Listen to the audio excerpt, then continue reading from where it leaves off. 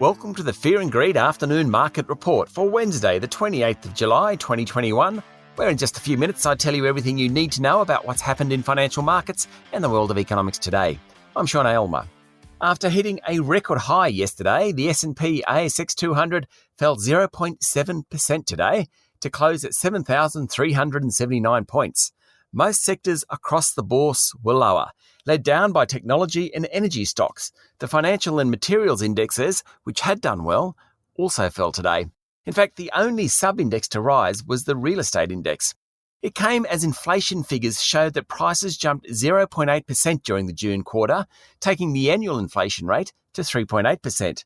The surge in the headline rate reflected higher petrol prices and a jump in childcare costs, mostly because childcare was free a year ago when the pandemic was in full swing.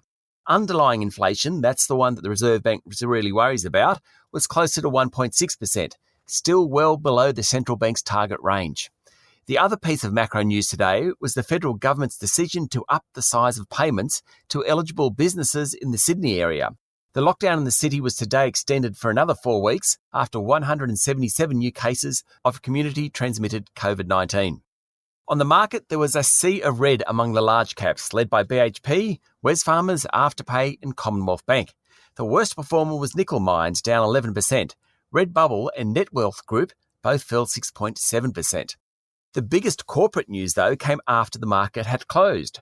Rio Tinto said it will return $9.1 billion to shareholders after the best 6 months in the miner's history.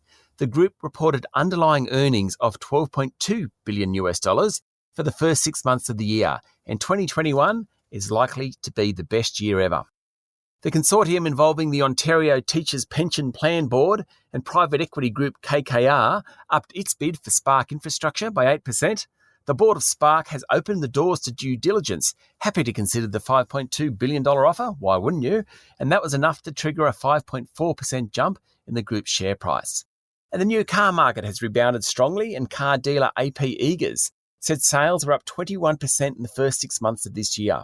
Its underlying profit, pre-tax, was $219 million versus just $40 million a year earlier in the middle of the lockdown.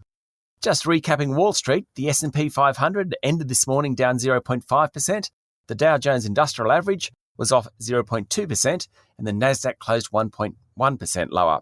It could have been a lot worse, but for a rebound later in the day.